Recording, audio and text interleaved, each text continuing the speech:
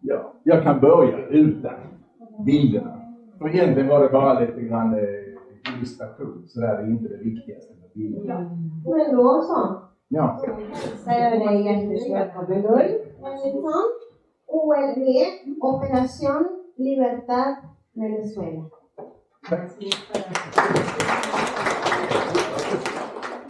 Ja, tack för inbjudan. Jag tänkte prata om Venezuelas... Hör ni mig bra där? Utan mikrofon?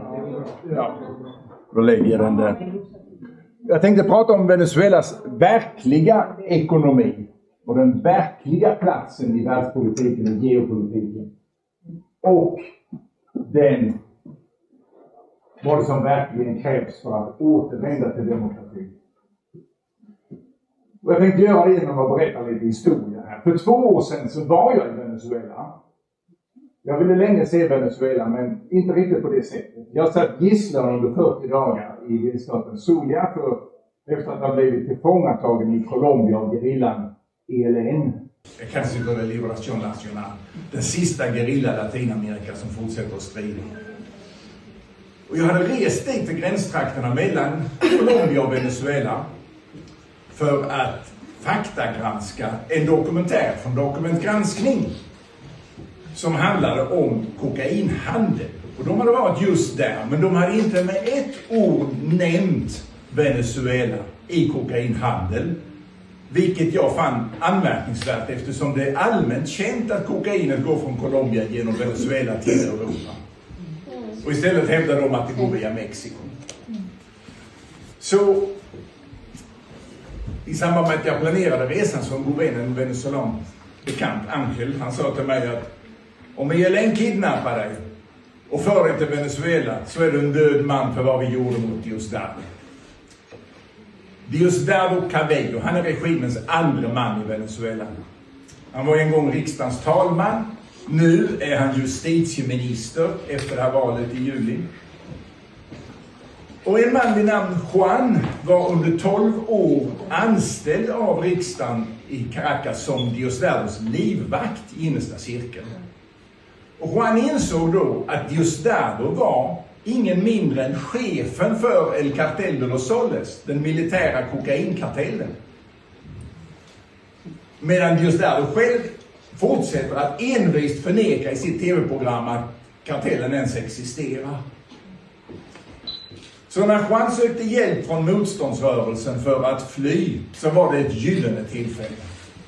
För Diosdado, han hade seglat under radarn för amerikanerna. Det fanns ingen häktningsorder mot honom. Han kunde till och med resa till USA länge efter Maduro. Så Angel han organiserade extraktionen och han kontaktade mig för hjälp. Och så lät han smuggla ut Juan och hela hans familj från Venezuela via Colombia och Ecuador till Peru. Där han förhörde honom innan han överlämnade honom till amerikanerna. Och en parentes där är att han var tvungen att hålla honom gömd i 5 veckor på grund av Trumps shutdown. Så ingen jobbade där kunde ta emot honom. Och då hade han en belöning, Juan alltså, på $250,000. Så massor av människor som letade efter honom hela tiden. Men de lyckades i alla fall. Angel lyckades skydda honom, lämna över honom till de amerikanska myndigheterna. Juans vittnesmål gav dem de nödvändiga bevisen för att åtala Diosdado Cabello för knarkterrorism. Och belöningen för honom är nu $25 miljoner. Och det är bara Nicolás Maduro som har en lika hög belöning. ELN förnekar att de odlar koka. Men när jag kommit hem till Sverige igen så drog jag nytta av min utbildning som doktor i naturgeografi och min kunskap om geomorfologi och satellitbildsanalys. Så jag kunde köpa in några satellitbilder och använda min kunskap i geomorfologi till att räkna ut var jag hade varit. De hade fört mig 10 mil bort, men jag kunde ändå hitta husen de hade hållit mig i.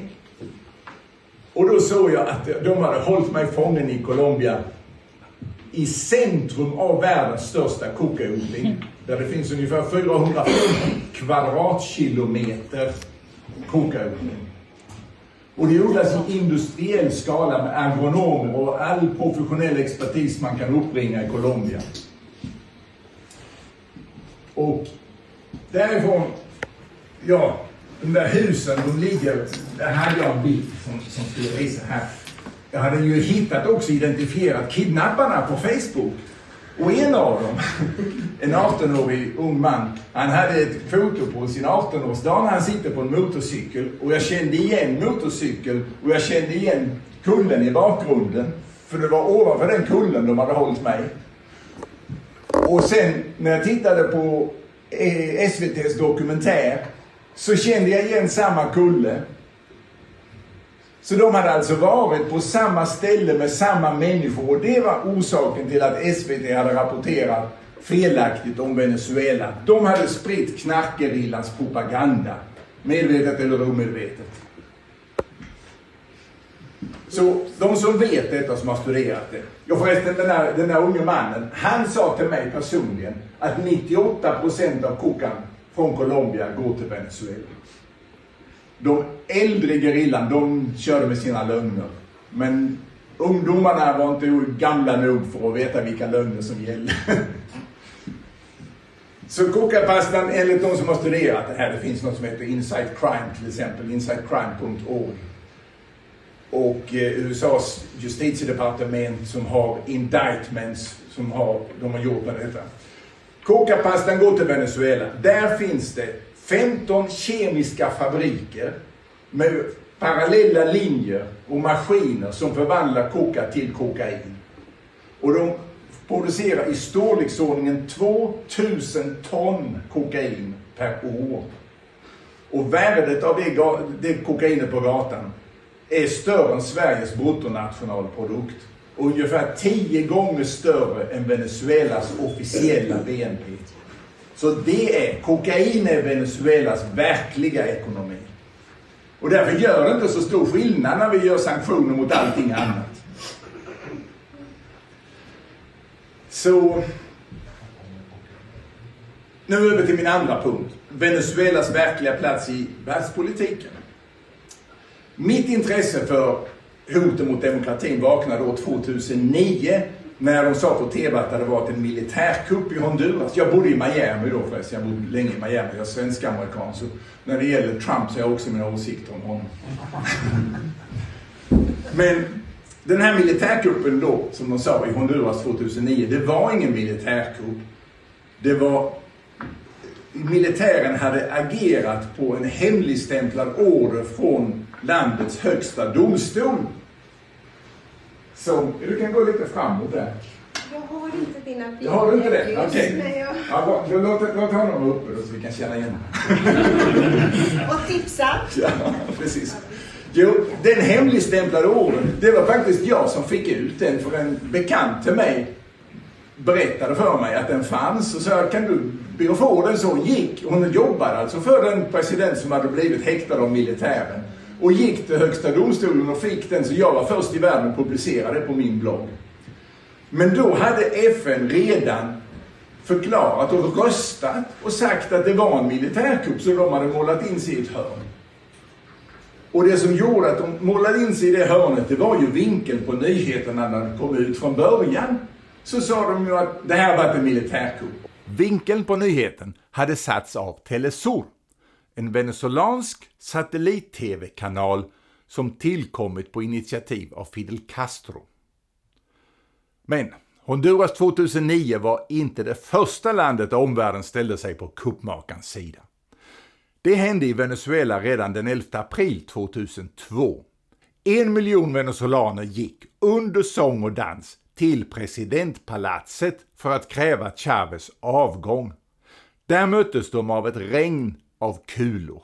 Hela landet såg i direktsändning på TV hur obeväpnade människor kallblodigt mejades ner, samtidigt som Chávez ljög och sa att allt var lugnt. Lögnen avslöjades i direktsändning. Han tappade all trovärdighet och lämnade in sitt avsked på en handskriven lapp till försvarsmaktens jurist. Julio heter han förresten.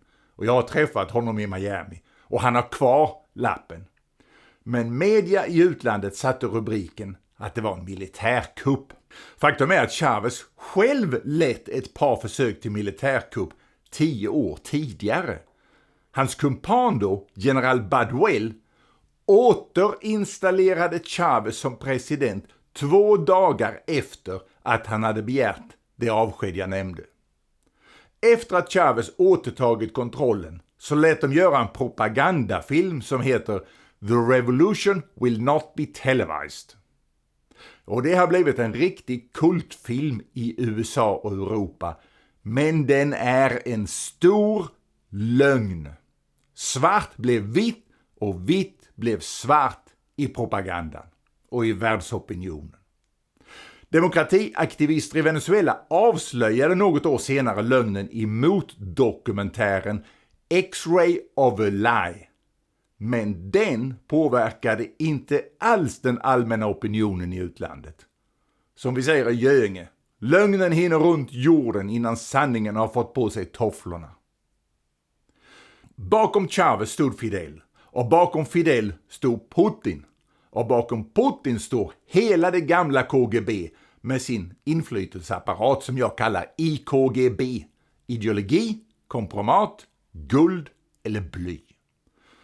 Deras viktigaste uppgift, 80% av deras jobb, är emellertid att hjärntvätta världens befolkning med hjälp av ett världsomspännande nät av media och inflytelseagenter. Propaganda alltså. Utstuderade budskap framtagna av psykologiska experter. Detta är Rysslands verkliga asymmetriska krig. Och Venezuela har spelat en nyckelroll i det, liksom tidigare Kuba. Dessutom har Ryssland en militär närvaro i Venezuela, för landet är också geopolitiskt viktigt för Ryssland. Men hur kunde demokratin monteras ner i Venezuela utan att de demokratiska institutionerna stoppade det? Erik Ekvall var en svenskättad amerikansk politisk konsult som bott 30 år i Venezuela. Han hade börjat ana ugglor i mossen år 2006 när han var konsult för den venezuelanska oppositionskandidaten Manuel Rosales. När han började gräva insåg han att oppositionen agerade på ett sätt som hjälpte regimen och att oppositionen tjänade mer på att förlora än på att vinna. Allt var teater för att ge sken av demokrati. Erik fick fly Venezuela år 2013 efter att ha erbjudits $100,000 för att göra en kampanj åt någon i regimen, men avböjt av principiella skäl. Istället hjälpte han motståndsrörelsen gratis. Erik Ekvall förtjänar erkännande för vad han gjorde för demokratin och friheten i Venezuela och Latinamerika.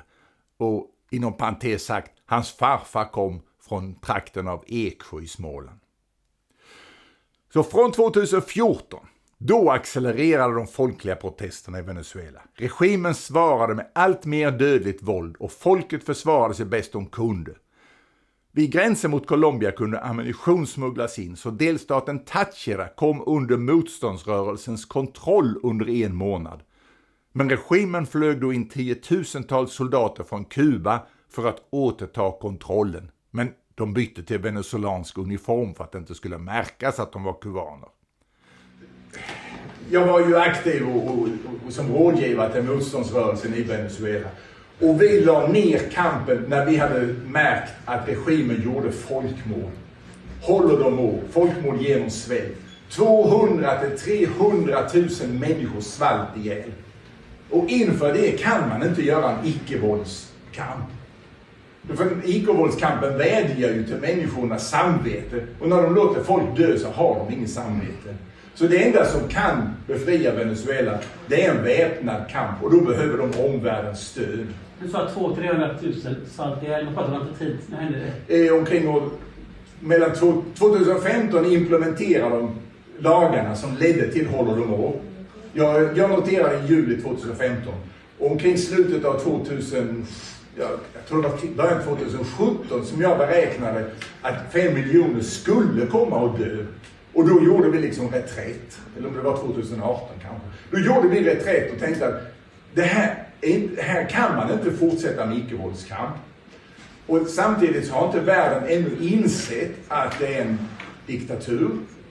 Och därför så slog vi till reträtt och gav plats för Maria Corina Machado och be om val och visa det här som hon gjorde så fantastiskt.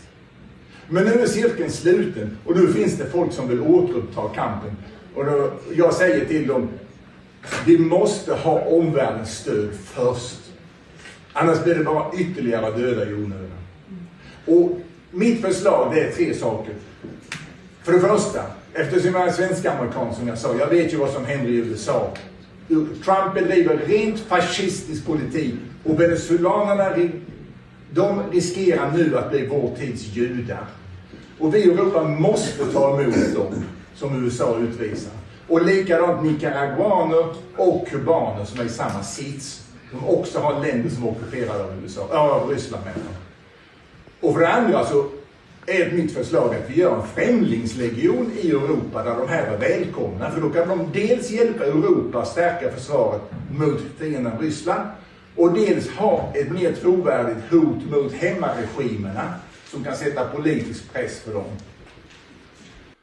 Och den 3:e punkten. Jag föreslår att köp av kokain jämställs med finansiering av terrorism och att straffet ska vara ekonomiskt. Höga böter eller till och med svåra fall få sina tillgångar konfiskerade och lön utmätt så att de inte kan ha råd att fortsätta finansiera terrorism. Så avslutningsvis, att tro att den venezuelanska knarkregimen inte påverkar oss i Sverige, det vore naivt. Huvuddelen av det kokain som kommer hit har kopplingar till Venezuela och alltså till Ryssland. Så när vi nu förbereder oss för ett potentiellt försvarskrig mot Ryssland så måste vi förstå att Maduro är en väsentlig ekonomisk och geopolitisk allierad till Putin. Och det här är en kamp mellan 2 världsordningar. Vår rules-based order med mänskliga rättigheter och deras multipolar world där varje pol i verkligheten är ett kriminellt imperium med sin inflytelsesfär. De samarbetar mot frihet och demokrati. Vi vill ha fred, självklart, men vi måste förstå att om vi inte är beredda att försvara freden och friheten tillsammans så kommer vi att förlora den en efter en. Venezuelas sak är vår. Tack.